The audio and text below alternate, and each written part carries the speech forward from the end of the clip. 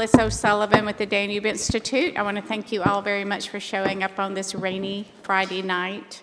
And we've got some very interesting conversation ahead of us. We have two fantastic professors from Malaysia who's flown all the way here to have a conversation with us. And now I'll turn the program over to Dr. Jones, Head of Research at the Danube Institute.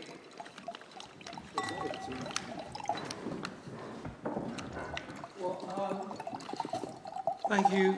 Good evening, and thanks for attending. So we have the pleasure this evening of hosting two prominent Malaysian academics discussing Malaysian political and international conduct in terms of the changing geopolitical times we currently face. So Dr. Cheng-Chwee Kuik, who I know from my time in Malaysia in the early 2000s and 2010s, when we've both worked in similar areas about the politics of hedging in small states or weaker states. And Malaysia has developed a distinctive strategy in this area, which Cheng-Chwee will tell us about. But first, we'll have Dr. Ming Yu Chung, who is at the Abdul Rahman University in Malaysia. Tunku Abdul Rahman was the foundational figure of the Malaysian Federation after '57, and is still a revered figure historically. And Ming Yu is going to talk about particularly the domestic politics and economics of Malaysia, how that's evolved over the last decade or so, which in many ways has been interesting and difficult, given a number of political scandals, like the one that brought down the former Prime Minister Najib, in one of the great sort of scandals of our time, really. Over $1 billion was salted away by the then Prime Minister and his wife. And interestingly, their fund, which was exposed in America, not in Malaysia, the way in which the fund was being abused, went to back a movie in America, which was one of the most successful things they did with this fund, was to back the Lionel DiCaprio movie, The Wolf of Wall Street, which seemed highly appropriate given the... And the guy who managed the fund, Jimmy Lowe, I think has never been found, and we still don't know where he is. So the 1MDB scandal itself is very interesting, but Ming Yu is going to talk more about other aspects of Malaysia's development, particularly in terms of the Belt and Road Initiative. And so we're going to have Ming Yu Ching talking about Malaysia's path to sustainable and inclusive growth first.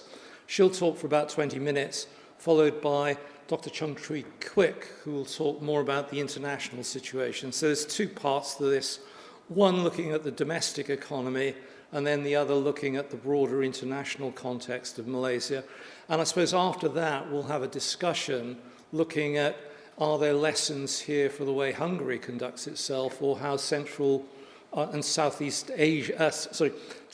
Europe conducts itself similarly or differently from Southeast Asia. So first off, Professor Chung.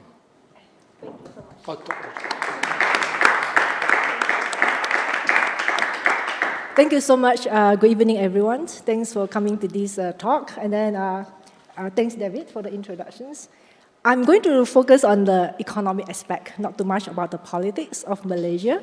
Okay, so then my colleagues, Cheng-Chwee, will be talking more on the international politics of Malaysia. So today, I'm going to share with you about Malaysia, telling you a story about Malaysia. How many of you have been to Malaysia before?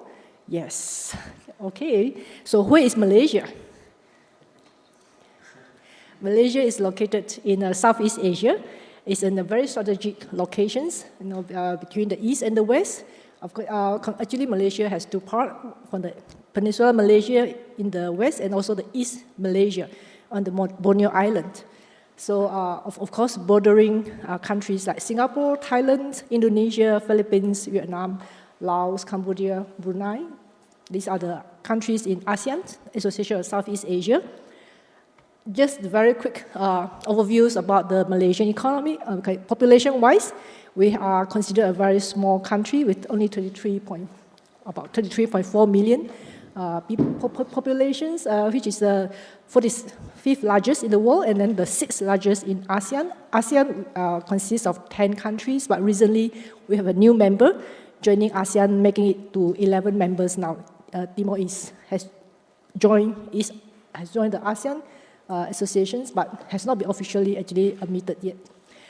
And in terms of the economic performance, of course, Malaysia is considered middle-income countries, which is the 36th largest in terms of GDP globally, and then the 6th largest in ASEAN.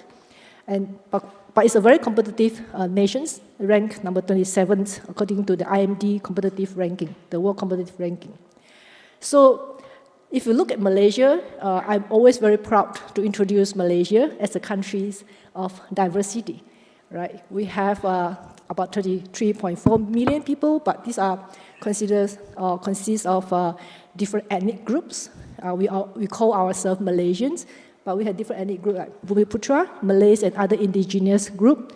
It's the largest group in Malaysia, about 64%. Then we have Chinese, about 21%. Indians, about 6%, and others, right? And because of these compositions of the multi-ethnic group in Malaysia, so Malaysia is very interesting. It's a multi-ethnic, multicultural, multi-religious, and multilingual country. So if you come to Malaysia, I met a few friends here who can speak Bahasa, who can speak Mandarin, It's more like Malaysia. In Malaysia, we have it's a country that we celebrate that diversity. So, and of course, with this background, we also face some challenges as well. But just generally, Malaysia is also a country which is very rich in natural resources. We are very fortunate. Besides the very strategic locations that we we also have resources in minerals, agriculture, and also we are diversifying our economy into manufacturing and services. Right. So our major industries since 1970 or 1980s will be manufacturing with the electronic and electrical industry. We are one of the top country exporting electronic and electrical products. But besides that, we also have other industry in petrochemical, in services, in other agricultural products. And another characteristic of Malaysian economy is that we are a very open economy. Right? Export and also trade play a very important role in our economic development. Malaysia has been developing very fast compared to other neighboring countries in ASEAN. As one of the, as I mentioned just now, it's one of the main economy in ASEAN. But the one that I'm showing here is the GDP per capita based on GNI per capita based on the Atlas method. So Malaysia globally ranked number 65 compared to other ASEAN countries, which is considered relatively good performing countries, except for Singapore. I have not included Singapore in this graph because if I put in Singapore, then the gap will become bigger. Instead, I put Singapore in another graph to show you about where is Malaysia economies are being positioned. So this is generally the world GNI per capita, gross national income. This is a way how we measure the economic performance of the economy. World average is about 12,000 USD, and Malaysia is about 11,000 USD per capita. And this figure is very important because Malaysia will have been aiming to become a high income nation by year 2020, which means that we should reach certain GNI per capita levels. And I'm going to talk about that a little bit later, but how did we perform? So compared to other major economy in East Asia, I put Singapore here because I say the gap between Malaysia and Singapore is a bit huge. If I put Singapore in, and you cannot see other countries in ASEAN so clearly. So if here you can see that Singapore, of course, among all the countries in Asia, including East Asia, Singapore is one of the countries that is performing pretty well. But just bear in mind, in 1965, Singapore actually became independent countries from Malaysia in 1965. But in 1965, you can see that all these countries are basically at the same level of economic development. But the differences become bigger after a few years because of the different policies that are being implemented. That, again, I'm going to talk about that later. But Malaysia actually has been doing quite well in the 1970s to 1990s. But after the financial crisis, our economy actually we are struggling to transform our economy and then to become one of the key economy again in Asia. So this is Hungary. Okay, Malaysia ranked number 65 in terms of GNI per capita, the classification. So Hungary actually is much better compared to Malaysia, ranked number 50. Okay. So this is generally the economic performance of the Malaysian economy throughout the years. We gained independence in 1957, as what David had mentioned that. But Malaysia was formed in 1963 with Sabah and Sarawak joining Malaysia. 1957, it was Malaya, the peninsular Malaysia, that has been get independence from the British colonization. So I started from 1961 here, but basically Malaysia was formed in 1963. Okay, the formation of Malaysia. So it's a little bit complicated the history, but just to show you about the general performance of Malaysian economy. So generally, the period that Malaysia showed very high performance economically is from 1988 to 1997, before the Asian financial crisis in 1997. So these 10 years, the average growth has reached about 10% consecutively. And that's why Malaysia has been called as one of the economic miracles at that time. So what actually contributed to this high growth? And then after this 1997 Asian financial crisis, basically the Malaysian economy has not been able to recover before the Asian financial crisis level. As you can see here, the growth has been much slower after that. So basically, this is the transformations that we experienced in Malaysia from initially a very agriculture-based economy, because we have rich natural resources in agriculture sectors, but we have managed to transform into industrializations, and we choose to transform into heavy industrialization. And that's where we have our own car projects, the Proton project in Malaysia. We produce our own car. But of course, we need a lot of import technology from other countries for this project. But we have also managed to transform our manufacturing to more export-oriented, and that's where we have become one of the top exporters in terms of E&E. And after the financial crisis, we have transformed into a service-oriented economy. So that is really a process that all countries will go through, from agriculture, industrialization, and service-oriented. But Malaysia, I think our concern is after 1997 Asian financial crisis, how can we actually transform our economy to become one of the top economy again? So our policy, our economic development has been governed by a few policies. But trade and investment liberalizations is a key policy that contributed to the high growth performance, especially during the 1988 to 1997, before the Asian financial crisis. And we also have a few key policies or visions that are governed or that given us the directions. Here, I would like to introduce just these two policies. One is called New Economic Policies, which was implemented from 1971 to 1990, and the Vision 2020. Okay. So this new economic policies was introduced in 1971. Just to cut the story short, actually, before the 1970s, but actually after Malaysia gained independence, the early years of independence, we still see that there is a high income inequalities between the different ethnic groups in Malaysia. As one of the legacies of the British colonial administrations, that normally there is a recognitions or identifications or occupations according to the ethnic groups. So it caused a wide income disparities. So these income inequalities actually has resulted in one of the riots in 1969, May 13, 1969. Of course, one of the reasons is because of the income inequalities. So Chinese generally are, on average, are wealthier than other ethnic groups, especially the Malay majority. So there was a dissatisfaction, feelings about the income inequality. So that's why there was I think there's only one riot that involved the ratios that we experienced so far in the Malaysian history. So after this May 13, 1969 crisis, so the government actually has introduced this new economic policy. We call this NEP for the next 20 years. So the purpose of this NEP, there are two main objectives. One is to restructure the society so that we will eliminate the identifications of the occupations according to the ethnic groups. We want to encourage more equal participations, of the different ethnic groups in all the economic opportunities. So how do we do this? Of course we are doing this through some affirmative actions programs, for instance, like quota systems, as you have some preferences, especially, for instance, in educations, in some business, that we will actually help some of the Malay or indigenous group to participate in the business or commercial activities. So this, hopefully with this restructuring process, that we can get more equal participations of the different ethnic groups in Malaysia. Of course, the other main purpose of this NEP was to reduce the poverty, and that is irrespective of the ethnic groups. So that's why this is through the creation of jobs and also through the export-oriented type of activities. So what are the results? Of course, the impacts of this NEP is quite mixed and complicated. The major, I think, the achievement that we can see is that the poverty reductions, actually, the objective has been achieved quite significantly.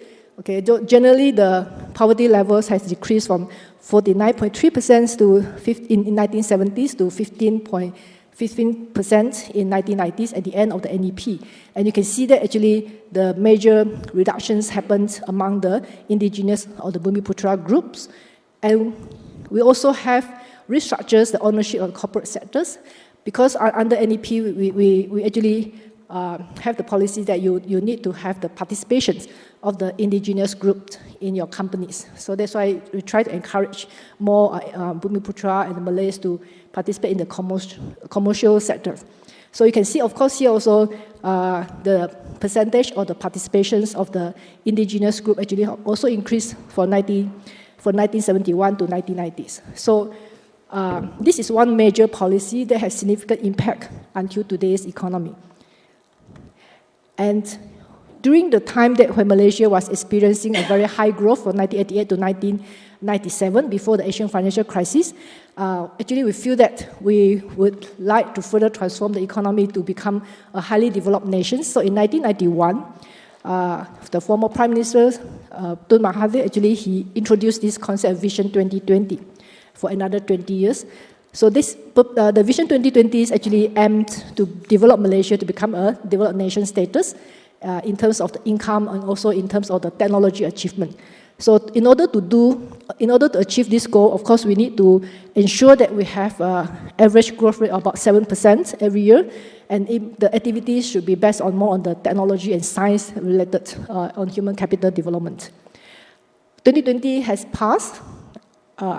Obviously, we did not achieve this Vision 2020. Okay, we did not manage to achieve the levels of the developed nation status income levels. As I show you just now that our income was about 11,000, and the high income level is about 13,000 per capita. So we did not manage to meet the Vision 2020 targets objective. There are many actually things happens between throughout these years. Of course, one of the main reasons, as what David also had mentioned, is about the political changes, the leadership changing in our Malaysia's history. As for instance, like Najib.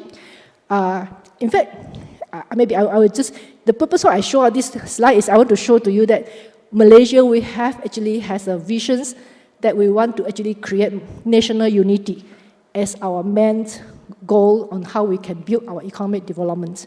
So you can see from here, we have different prime ministers, and they introduce different taglines, but all of them actually concentrating on building Malaysia as one identity. So for instance, Najib Razak was our prime minister from 2009 to 2018.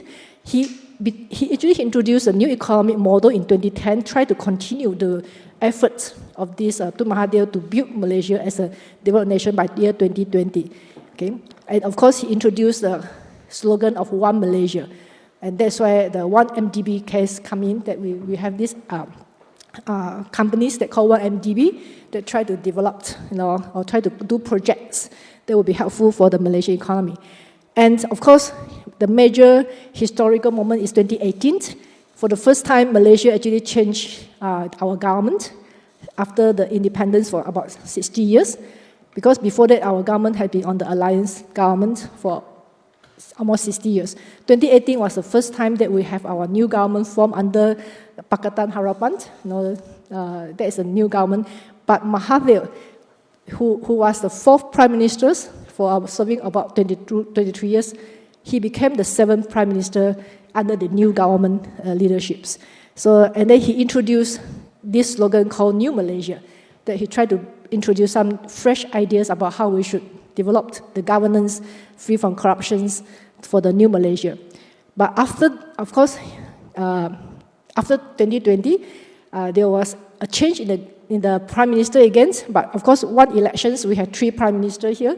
We have another Prime Minister took over the office from year 2020 to 2021. You can see that this time is very short. Some are just 1 year plus. And after that is Ismail Sabri and other new Prime Minister before we have our current Prime Minister, who is Anwar Ibrahim. So political instability has been actually causing Malaysia for the past few years, derail a bit from our goal to achieve our Vision 2020 as well. But here the purpose is not to discuss about political leaderships here, but just to bring from Vision 2020 how we come to the current Prime Minister with his idea of building a Malaysia, a civil Malaysia through the slogan called Malaysia MADANI. But here you can see that, one Malaysia, new Malaysia, caring Malaysia, Malaysia families, even until today, civil Malaysia. I think the emphasis is very much on building national unity and social cohesion so that we can develop Malaysia together.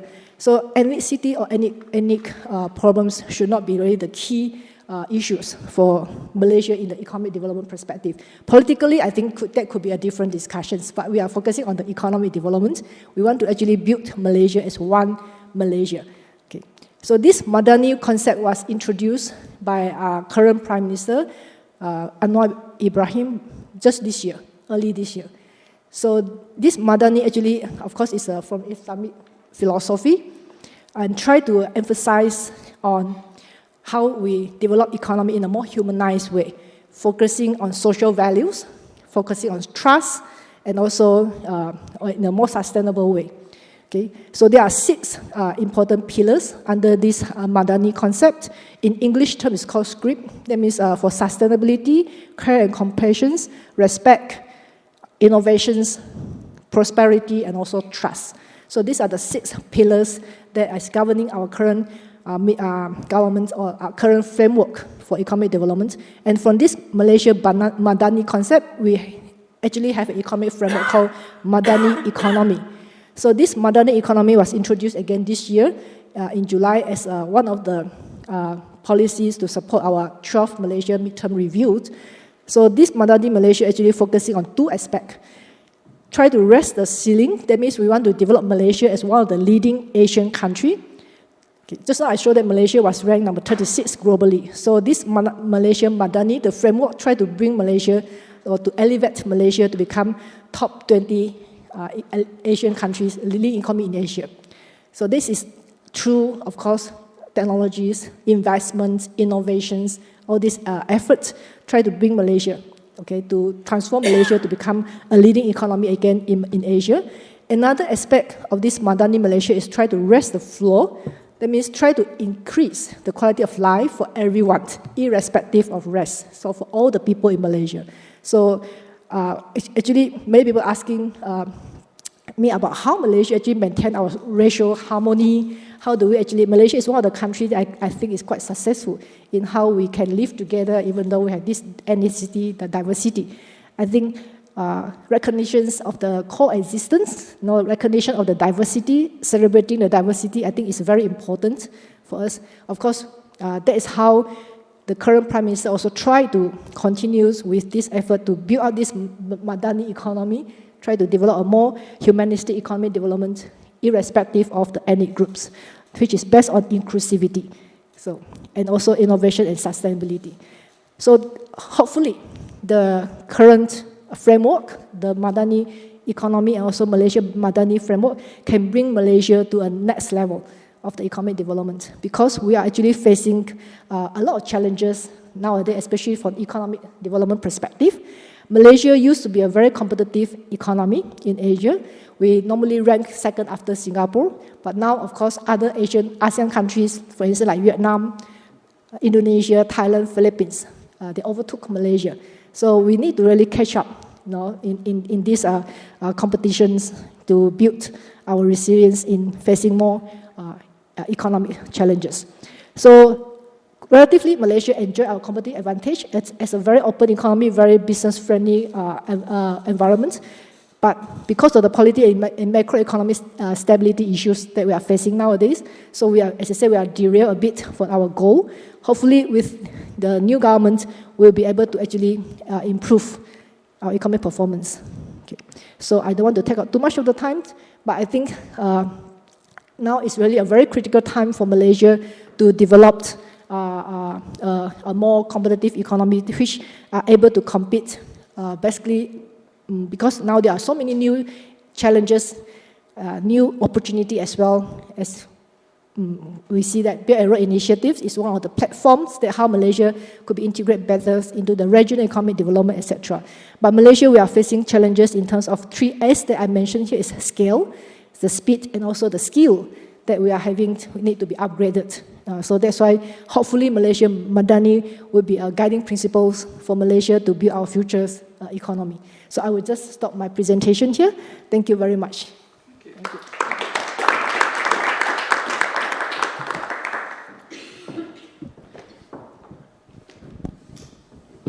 Well, thank you very much for that overview of what's been going on in Malaysia. So you've talked about the internal developments since the 70s, really. So we'll now hand over to Cheng-Chwee, who's going to tell us about the international relations of Malaysia, and then we'll have some Q&A.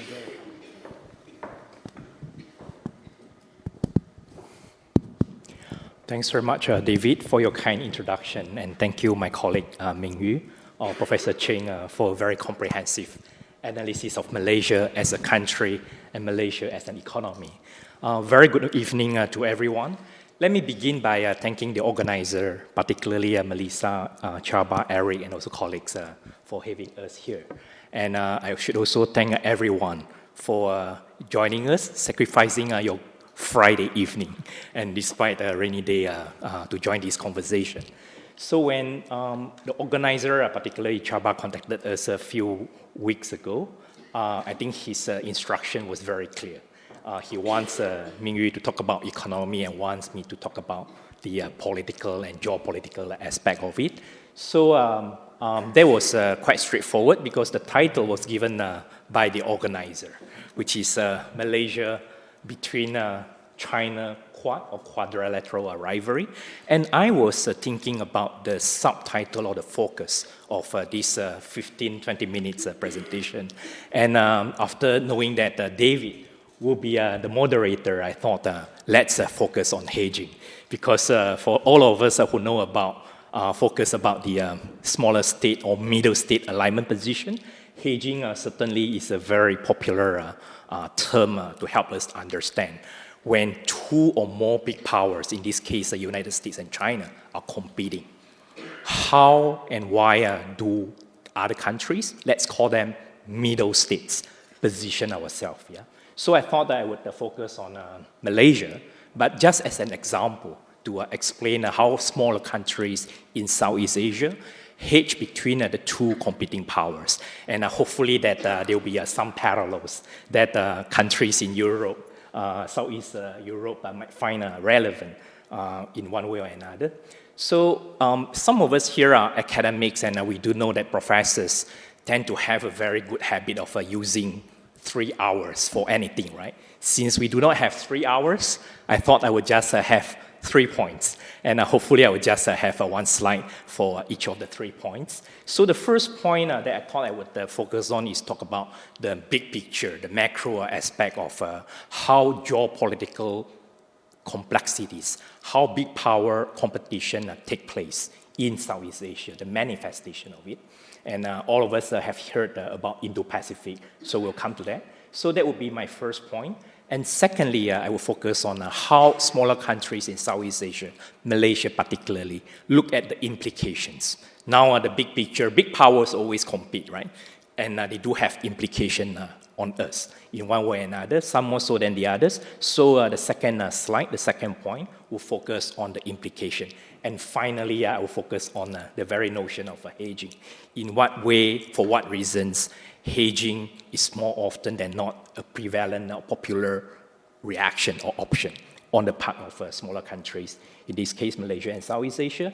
And of course, we hedge to different extent and in different way for different reasons. So with that big picture introduction, let me first focus on the trends, how we are seeing the geopolitical competition, how US-China rivalry takes place.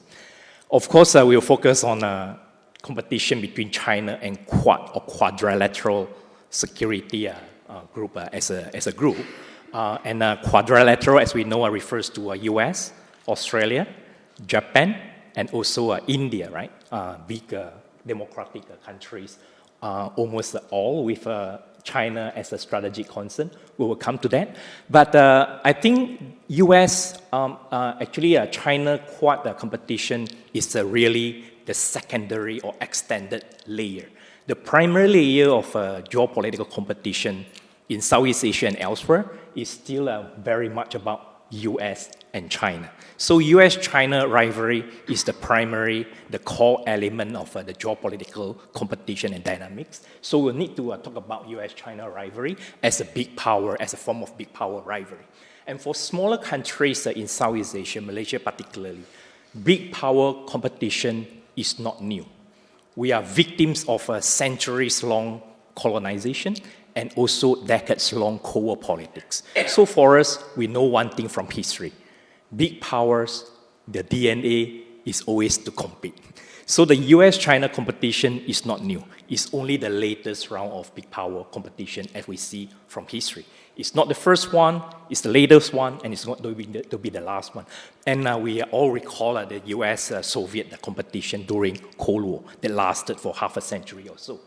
And we do know that there is a distinction between US-Soviet competition and US-China rivalry these days, right? Earlier on, the US-Soviet competition, the Cold War politics, very much take place on the high politics, meaning the military aspect, the security aspect, and it's not so much about the low politics, the non-military aspect. US-China competition today takes place on both high politics and low politics. So you do see the military competition over South China Sea, over East China Sea, and many other aspects. But what is interesting is that US-China rivalry today are taking place not just militarily, as I said also, non-militarily.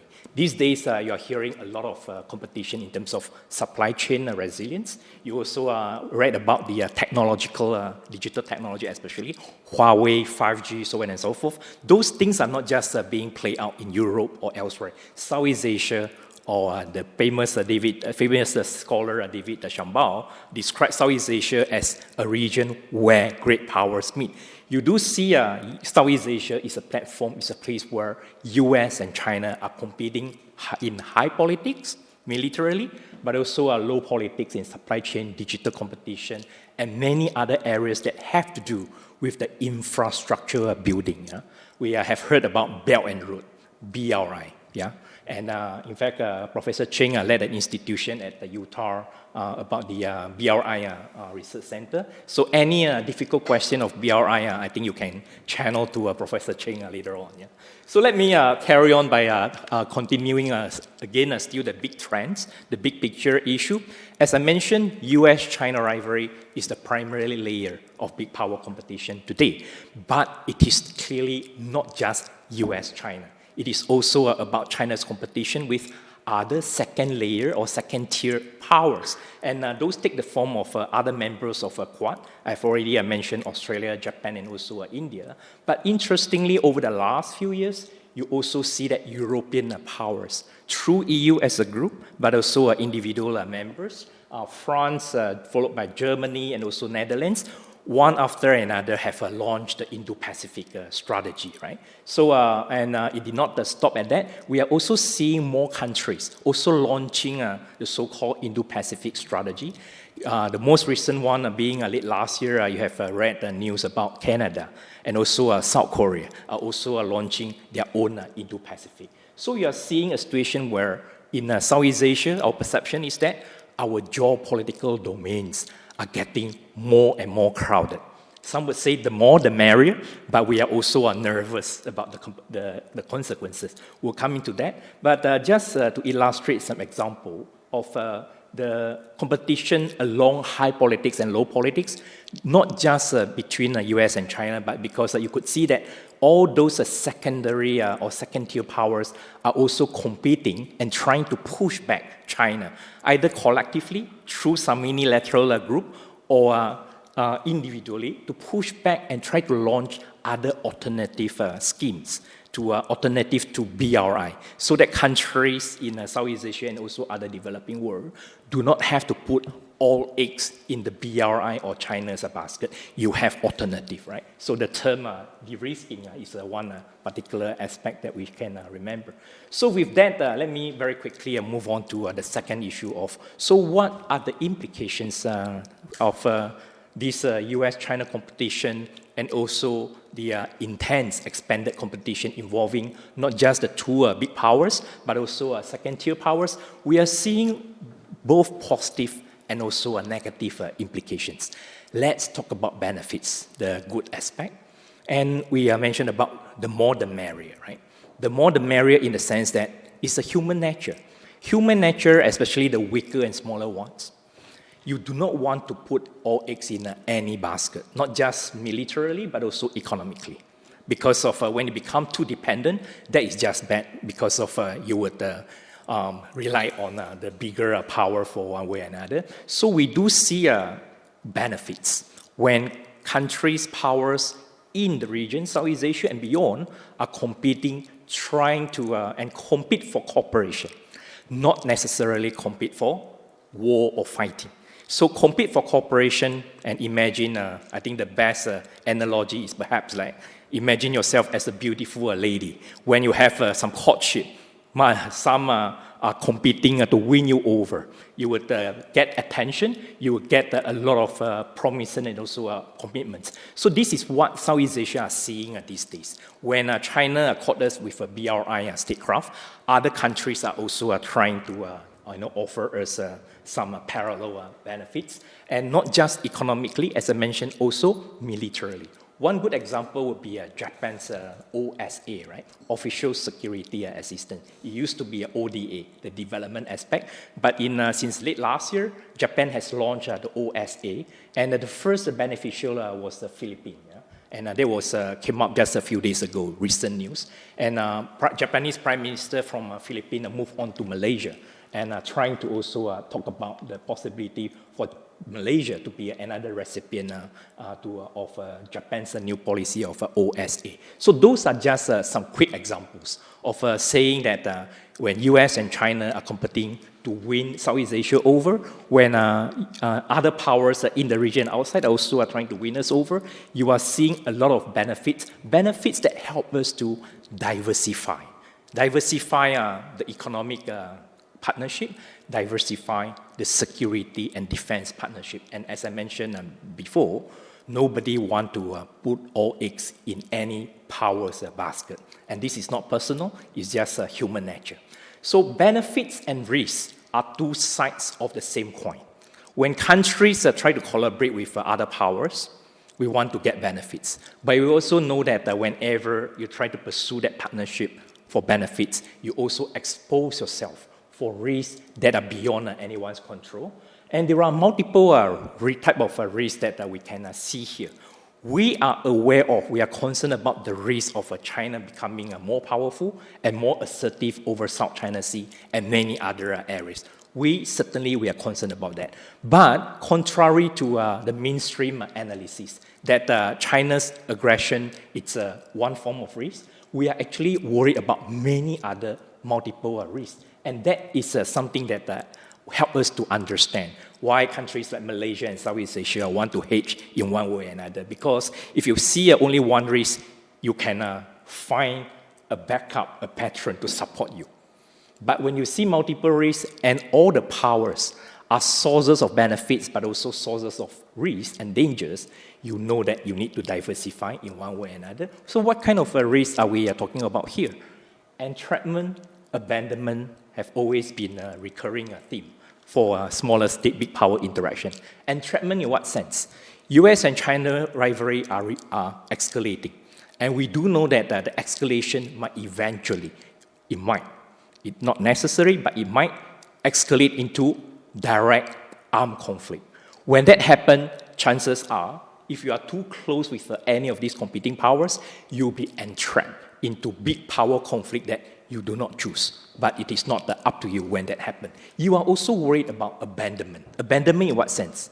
You put all eggs in one power's basket, suddenly that particular patron supporting a power, for their own domestic reason, say that, sorry, we have to reduce our commitment, right? So that happened during a Cold War period.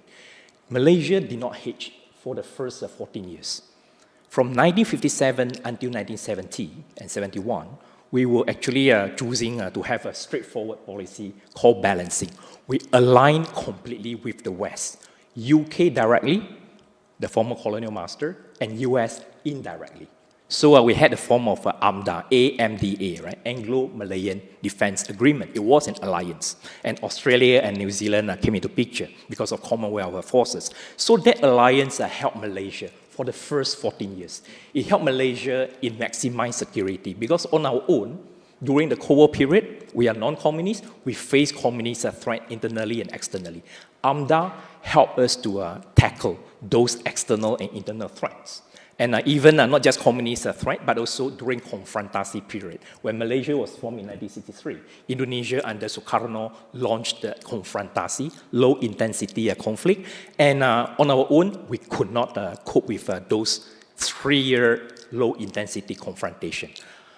AMDA and also Commonwealth forces, Australia, New Zealand included, helped Malaysia to tackle those security.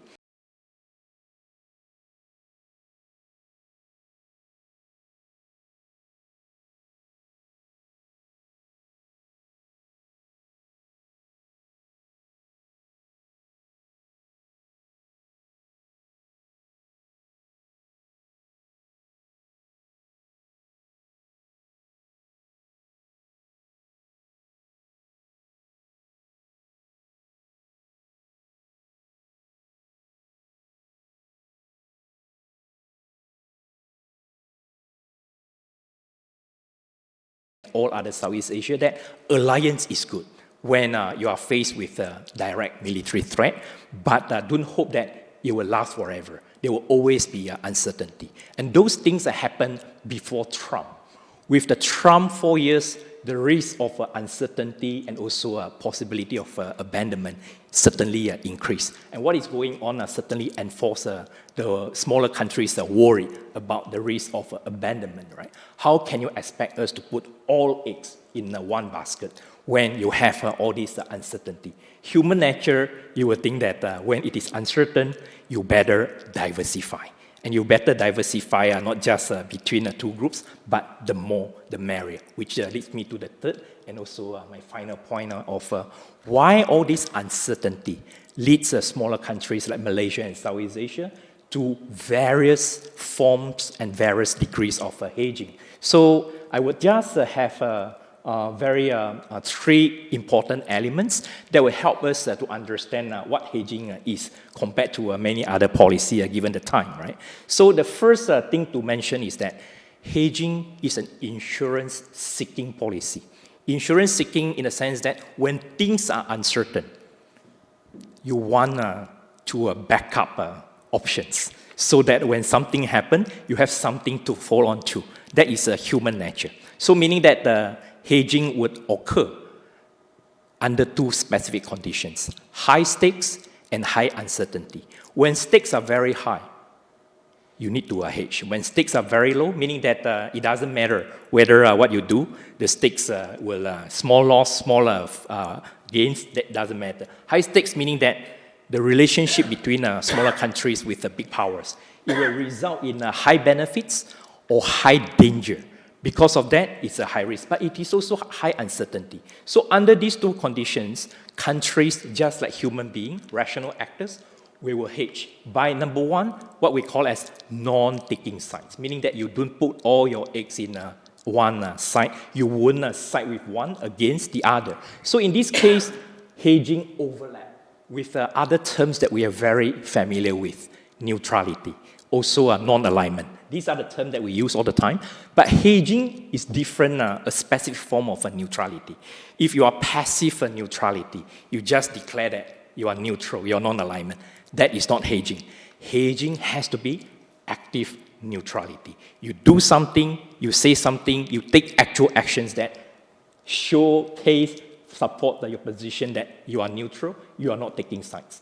And that leads to the second element of hedging also has to be about diversification.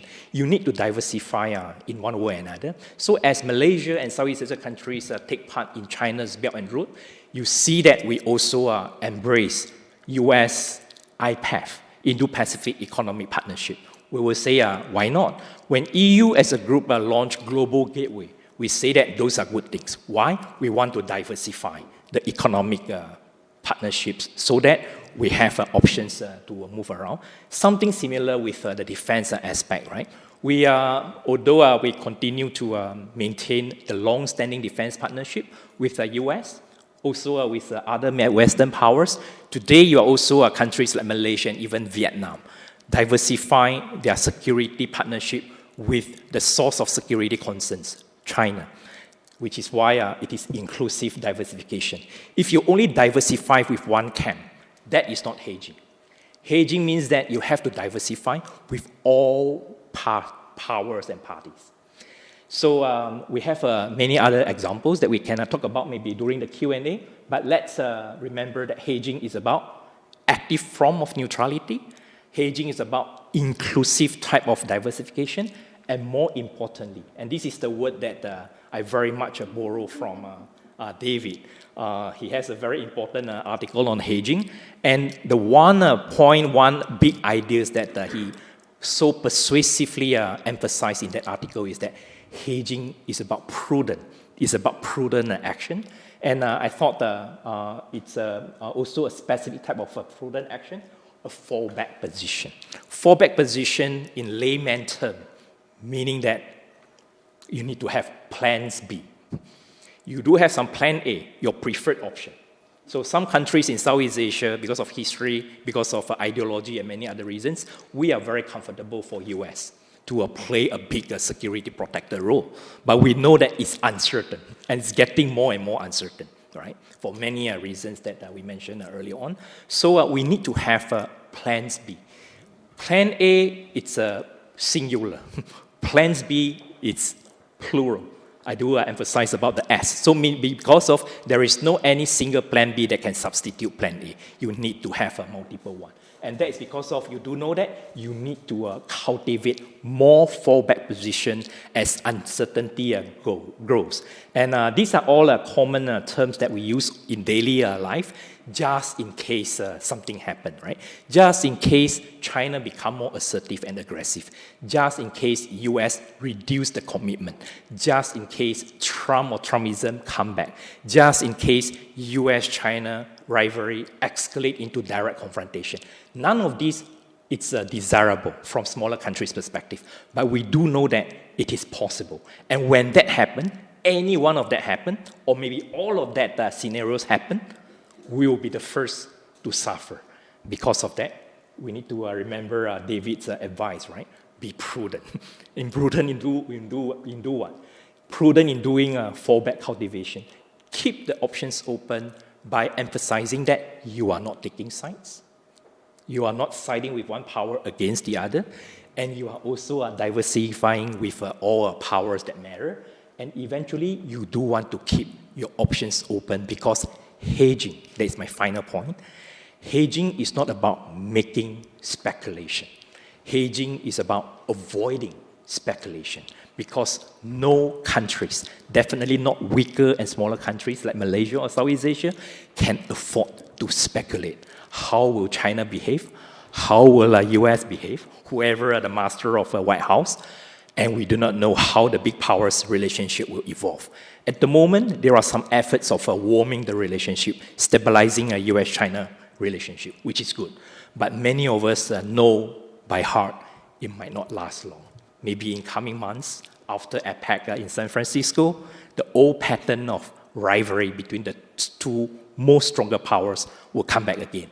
And let's be prudent, and let's be active and inclusive. With that, I will stop here. Thank you very much, and sorry for taking longer than I said.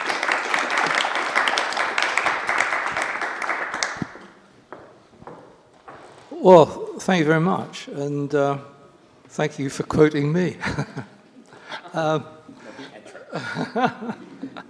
But I suppose trying to link the two presentations together a bit, if we look back to the evolution of Malaysia's economy from the 60s, initially, it was a resource-based economy, quite wealthy resources, which was able to sell on the international market, largely because of the Bretton Woods trading system.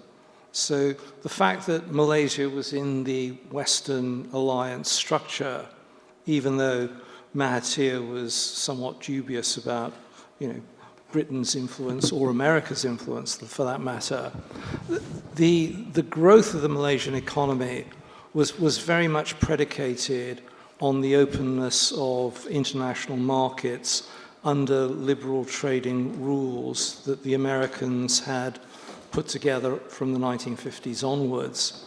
But at the same time, particularly as the idea of the Asian economies were becoming a distinctive model from probably the 70s, but certainly during the 80s, prior to the Asian financial crisis of 97, the World Bank would refer to the tiger economies of Southeast Asia, and these are high-performing Asian economies.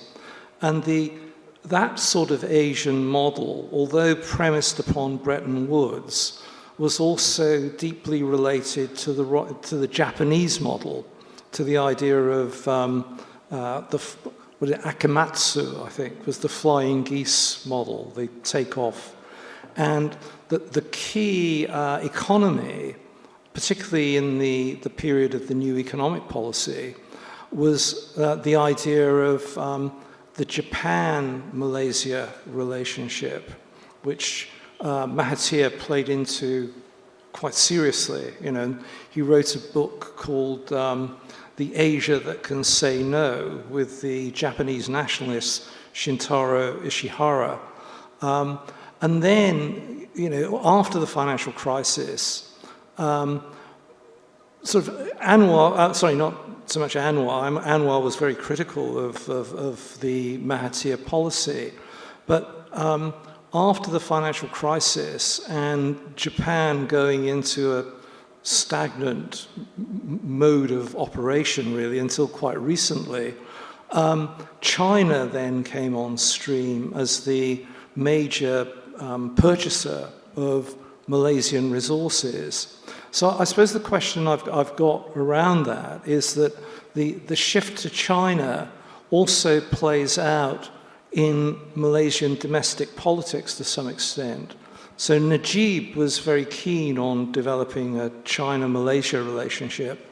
And when Mahathir comes back after 2013, he's very critical of China and Chinese investment and says, this is a waste of money and we want to go back more to a Japanese model.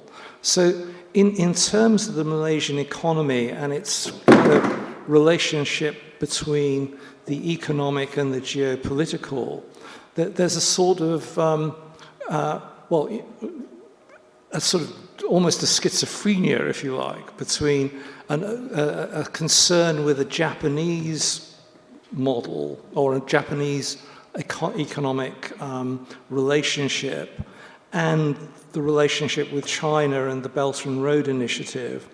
And, coming back to Cheng-Chwee's point, the idea of trying to balance that or to play both sides becomes perhaps more difficult in terms of the internal economy when, the China Belt and Road Initiative is open to question from opposition politicians in a way that has only recently occurred. So is that now becoming a bit of a problem for Malaysia, the economic relationship with China? Or is it something that can be, kind of moderated or modified under Anwar's prime ministership? Okay, thank you so much for the questions. I think the questions basically is how do we see Malaysia to collaborate or to choose a side, whether to collaborate with the East or with the West, or US, China or Japan. Is that the questions? Yeah. I think what you have mentioned, maybe just very quickly, how Japan, Malaysia actually during Mahathir's time, we have the Look East policy. So that's why Japan's actually, we actually try to learn from Japan. I think there is a history about that because actually Malaysia, as I mentioned just now, we have been growing very fast from 1988 to 1997. That time was basically also a time when Malaysia started to diversify from our agriculture-based economy to industrializations. So 1985, we have our first recession. Actually, it's a global recession in 1985. But 1985 also is a time when there is a Plaza Accord that Japanese yuan appreciated so much. And then Japan found that it's very difficult for them actually to continue their businesses in Japan. So that's why they had to look for investment outside Japan. So that's why Malaysia was in a very good time that they come to Malaysia to sell their factories in Malaysia, etc. So Malaysian economy picked up during that time, mainly because of this investment coming from Japan, during that particular time. So, and then that's why the government actually introduced this Look East policy, and that's why Japan investment actually played a very important role. Of course, China, after joining WTO 2001, China started to play a very important role also internationally. They started to invest, going out policy, they had to go out strategies, they also look for places to invest. And of course, they introduced the Belt and Road Initiative in 2013. And that is a platform for China, to integrate better with the world. So in Malaysia, in fact, before the Belt and Road Initiative, China investment in Malaysia is quite insignificant. And it grew gradually and become more significant in 2017. After that, it goes down again before the COVID. So whether there is issues about investment from China or Japan or US, I think that's what Cheng-Chwee said just now. We have to diversify and we don't choose our side. So basically, from economic perspective, we have investment from different countries. We are very open for it, and then we actually, our foreign, international or foreign investment policy is very open.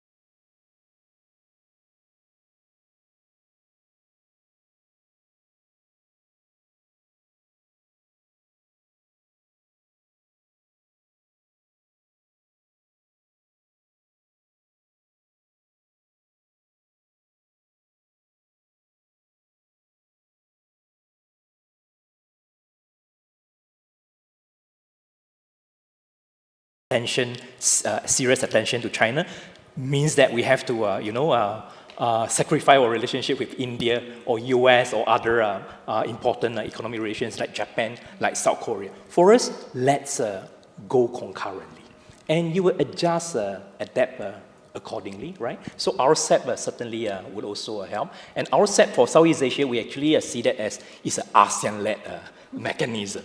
China is a big part of it, but Japan and South Korea is also a big part. So we are not too concerned that our RCEP will become a China-dominated issue. Yeah? And again, on our RCEP, it's also another example to show that despite all the promising signs of India as a rising power, the next Asian superpower, right? And that was not new. Historically, we have always lived under China and India for a long time, Southeast Asia, an area between China and also India. But our RCEP shows that for domestic reasons, India was not ready to join our RCEP, right? Because our RCEP took 8 years for negotiation among 16 countries. The 10 ASEAN countries, plus China, Japan, South Korea, and Australia, New Zealand, and also India. But eventually, when our RCEP was signed, was concluded at a very difficult time, pandemic period. India said that for domestic reasons, and maybe the China factor, they decided not to join. So for Southeast Asia, we understand. But we also, our door is still open. Whenever India is ready, economically and politically, they are welcome to join us. Yeah. Thank you. Did you want to say something about it? Because Malaysia always had quite an interesting relationship with India, given the Indian population there. Yeah, I think I quite agree with what Cheng-Chwee said just now about this China economy. After COVID-19, we may see that China economy has been slowing down, and many people actually also say that the Belt and Road Initiative will die off, that means it may not be continued. But in fact, there's a lot of structural transformation happening in China economy now. So we are not really thinking that that is really the end of the economic growth experience of China, but may go through another phase of development. Of course, India is another major power in the region. Okay, and as what you rightly mentioned, that we have the Indian ethnicities, that they do have the ancestors coming from India. So that's why Malaysia is quite international in the sense that we are very inclusive. We are open up to. Because in fact, even in terms of religious, we have the multi-religious, even though Islam is our official, by constitutions, official religion, but it's open up for others. So that's why we also attract investors coming from the Middle East, from different parts of the world. So I think for India, we will maintain our good relationship as well. Even though it's not really a very major trading partners at this time, because our major trading partners still US, Japan, China. So these are the major trading partners, but Japan has the potential to rise up as an economic power as well. So I think that's why ASEAN as a whole, we also have the position of ASEAN centrality. So ASEAN, we are not choosing sides as well as a group for the ASEAN, this association, ASEAN Association of Southeast Asian members. So that's why we are not choosing sides. So for Malaysia also, we will be very inclusive in that sense. Okay, thank you. Do you want to ask anything else? No? You sure? Maybe. Okay. Oh, we'll go to the audience. We should have an intern in the room. I should do microphone duties. You can take this one. This one. The one over there. No, it's not. You have to take sides. The one from up Okay, there. then you can take this one, just to be sure. Yeah.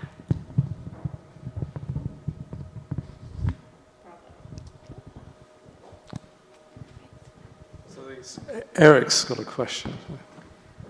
Thank you very much. Erik Hendricks, visiting fellow at the Danube Institute. I have a question for Professor Cheng. It's a bit of a potentially a bit of a challenge in a bit of a naughty way, because I don't know much about Malaysia, but I may know just enough to find a bit of a controversial topic to poke into. During your presentation, you suggested that the wide income difference, the income gap between Han Chinese, or I should say Malaysians of Chinese descent on the one hand and the rest of the population on the other, in 1971 was a legacy of the British colonial times. Now, I'm Dutch, and we love blaming the British for things, and there are many people around the world who love to blame the British for all kinds of things.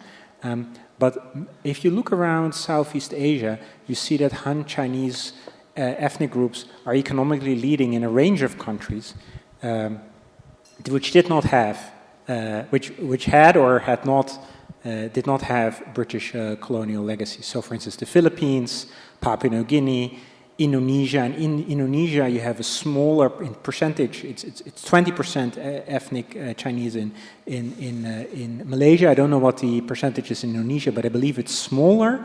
But still, the ethnic Chinese are extremely important for the Indonesian economy, which was, of course, a Dutch colony, and then Philippines was Spanish and then American. So maybe the reason that the ethnic Chinese were leading had more to do with the special characteristics of the South Chinese and the diasporic trade culture.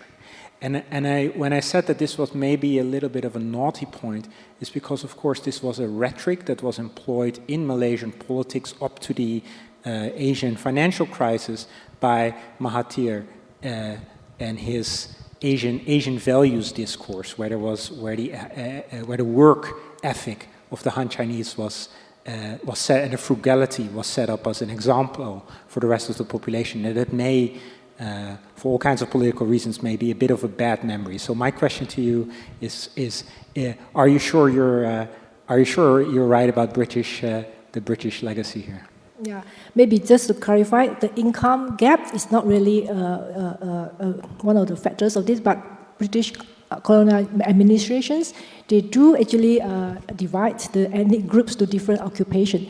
During their colonization period, they brought in India, from the south part of India, to work in the estate, and the rubber estate basically. And they brought in the Chinese from China to work in the tin mining area, basically to work in the area. So that they try to, because for the ease of the administrations, they try to actually segregate them to the different parts. And then the Malay or indigenous group, basically in the farming or fishing sectors. So that's how they actually put in the different ethnic groups in the different occupations. So later, Chinese actually, from the mining, actually they moved to more commercial activities. So they have their own businesses. So they started businesses. So that's how an Indian, they remain in the rubber estate and work. There are two types of the Indian ethnic group working in Malaysia. One, they become professionals like doctors, lawyers, and the other group, maybe they will be in the estate level. So that's how the occupations, identifications happens at that time. So basically, we can identify that which ethnic groups you are, and then basically what will be your occupation. So that was at the early years of independence that continue.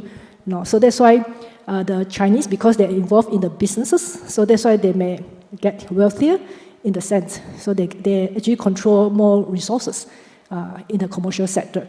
And the Malay or indigenous group, they either work in the farming, fishing, or they are as a government servants, civil servants.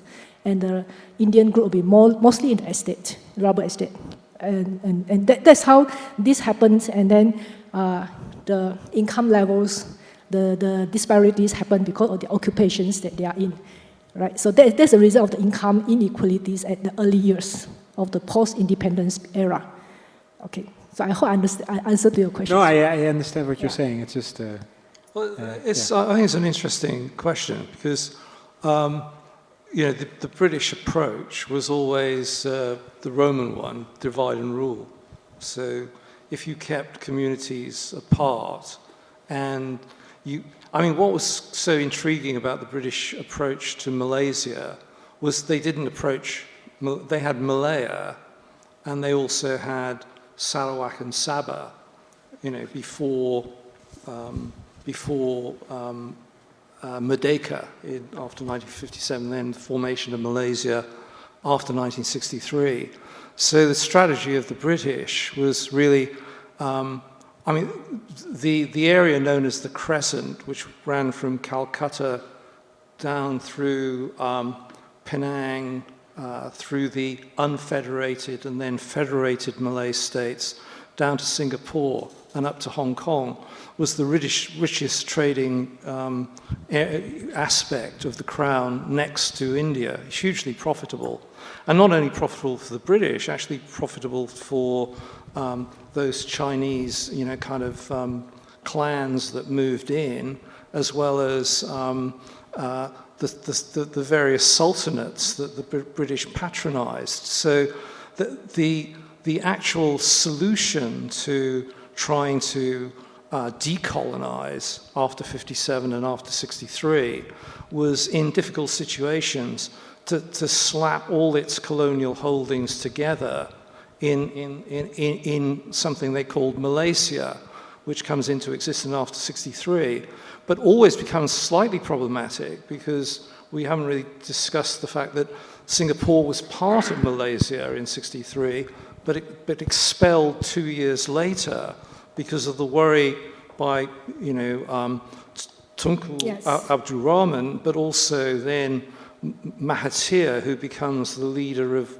what was called the Ultra-Malay faction, to see Singapore Chinese leading to a Chinese dominance of the Malaysian Federation, hence the necessity to expel Singapore in 65, and then followed by racial riots in the elections of 69. So what's quite remarkable about Malaysia is that with all those potential areas of post-colonial conflict, it stayed together in a remarkably Malay way, I suppose. I wonder what you both thought of that. Yeah, I think that is really a question that many people are very interested in, how Malaysia maintains our ethnic relationships. I think that was the questions that you have, right? I think this ethnic issue is a political issue. For ordinary people like us, we just treat each other as Malaysian. We consider ourselves as Malaysians, not really a Chinese, right?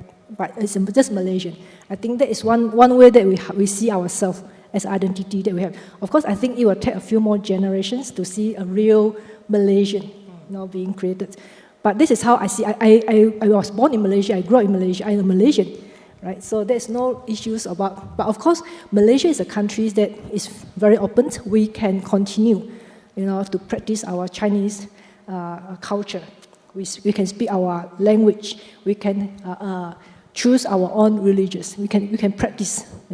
So it's very open in that sense. So I think that is really one of the characteristics that how Malaysia managed to maintain our inter-ethnic relationships, because we encourage coexistence. At the same time, we recognize diversity. But I wouldn't say that we have no problem. We do have problems from time to time. And I would say that that is very much a political issue. Politicians, they will take this as one of the very powerful tools, to really use it, especially during election time. But normal time, I think we are really okay with all our friends from different ethnic background. Maybe Cheng-Chwee, you want to add something?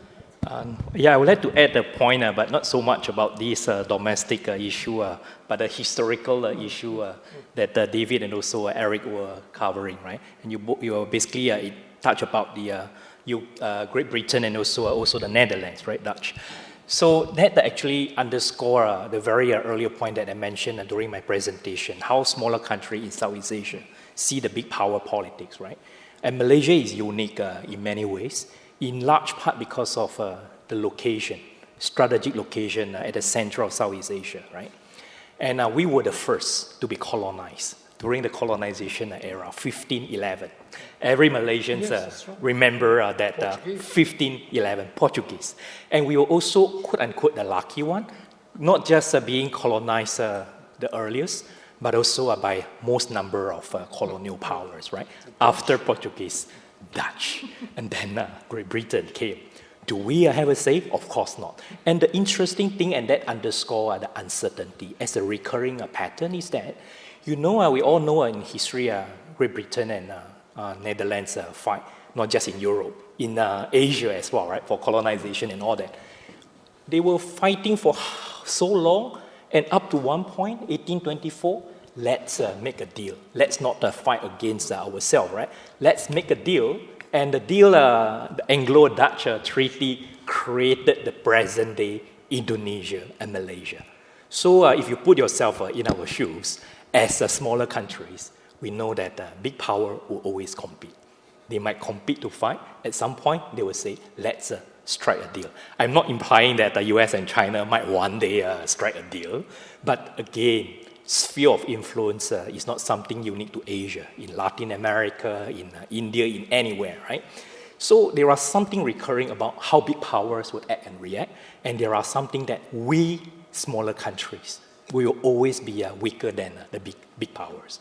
We know that we might be the receiving ends to benefit, maybe, if we are lucky, but most of the time, the risk coming out from how big powers compete and make a deal will affect us in one way or another, and we do not have a choice when that moment happens. Yeah. So we hedge historically for a long time. Yeah, Very good. We were not able to do that early on. So have we got one last question? Oh, someone. Simon. Thanks for really interesting presentations to both of you. One question so I'm pretty ignorant on this stuff, so this is all very educational for me. My question is to either of you. It was mentioned that there are other risks. So you talked about China being a security risk, but there are others. I can only assume that those others might be. I mean, Indonesia is a massive country that's on your border, as in like a huge population. I'm not sure whether the Philippines poses a security threat. Like I don't really know. So I'm interested to know what the other risks are from Malaysia's perspective. Because in Australia, we see Indonesia as a security threat potentially, but we only really talk about China as a risk. So I'm very interested to hear more about that side of things from both of you. Very good question. And some would very quickly relate to something that is in many people's mind, right? Taiwan contingency. If Taiwan contingency erupts, war happen, US decided to, take part, intervene in one way or another. Looks like Australia, your country, chances of Australia to get involved is very high. We do know that Australia is the US ally that has joined the US in almost all wars since what year? So we would continue to see a similar pattern. I'm not saying for sure, but chances are very high. Yeah? So countries in the region, right, are also talking about that scenario. Not to say that we want it to happen, but we all know it's possible. We might not say it openly. Government, of course, would not say it openly. But I do know that Indonesia, Malaysia, Philippines, Singapore, Vietnam, and many others, which are in between US and China. Australia is a neighbor. If Australia's military assets move northwards, it will pass through international water, yes. But, for some reasons, I might go into Indonesian water, Malaysian water, so that's what we are going to do, right? And the risk of entrapment would not be appear on the slides, but appear on the table, right? So what we are going to do, I do not know whether our government officials have any answer, but I believe it must be certainly in the minds, I hope, already in the mind of maybe some scenario planning and all that. I do not know what would be the response, but I do know that all are very prudent. Whether or not they read David's article, I do know that all these countries are very prudent. Some are very surprised by Philippines' decision, right? We do know that the Philippines, because of seeing China threat as growing, because of South China Sea, Duterte try a different approach, but the threat, the concern is still there. So under the current administration, Manila has decided a different approach by increase the balancing again. But we are also quite concerned in other part of Southeast Asia that would that actually increase the chances of a Philippines being entrapped. With that is going on right now, it looks like Philippines is already 2 feet in the Taiwan contingency, right? The 4 additional bases, how many are facing Taiwan rather than facing South China Sea? So I think it's certainly something that I think countries in the region have been wondering. I do not know, is there any concrete answer as of now, but we certainly are observing. Do you want to say anything? Do you want to say anything further? No? Okay. Well, I thought that was a fascinating discussion, and so I thank both our presenters and Choba for giving us a really interesting insight into developments in Southeast Asia, but also with considerable relevance to how any small power has to act in order to survive in a world that's dominated by great powers. And there are many lessons to be learned from Malaysia's conduct, I think. So thank you very much, and we can all go for a drink now, I think.